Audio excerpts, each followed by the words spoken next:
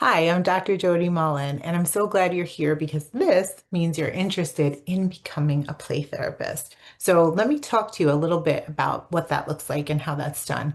First of all, it is important that you look specifically for the country that you are in, because the rules can be a bit different based on the country and actually even in the state, province, municipality. It may be different depending on that, but it is certainly specific to your area. So let me just give you an example. Here in the United States, is you cannot become a registered play therapist or a credentialed play therapist without a advanced degree that is in the mental health field.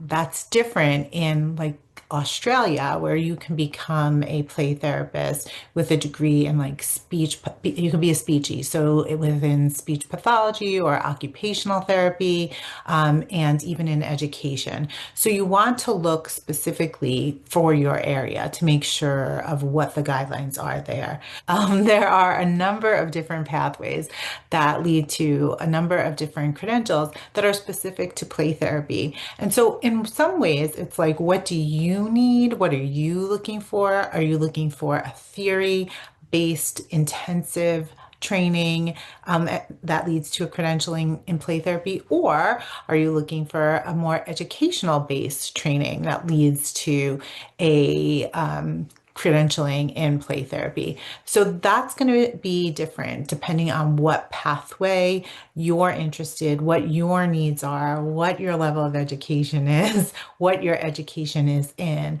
And so we're going to include a link here to give you some additional links and information about how to become a play therapist.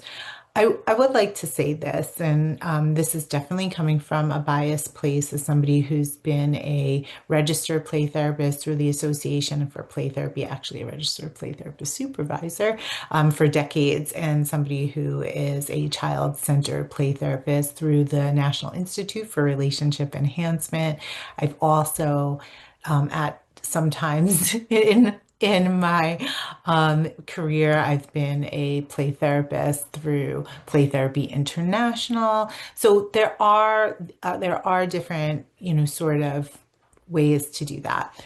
What I want to say that is definitely the bias part is that you should do it.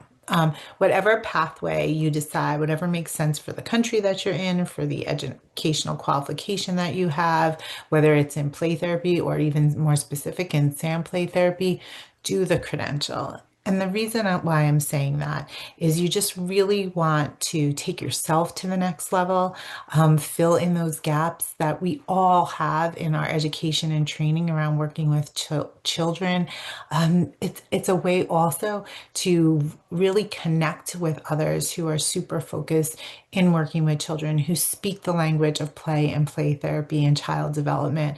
So, regardless of what pathway you wind up taking, take a pathway and don't just count on yourself to read a book or two. It's just not gonna get you there. So click on the link that we supply, and that will be helpful for you to sort of tease out what you're looking for. Hopefully, we give you enough information that you can feel confident about a choice. And if not, send an email. I'm happy to help because, as somebody who has been doing this for as long as I have, I'm super invested in you getting better at something that you feel passionate about. All right. Well, thank you for listening and happy Play Therapy Week.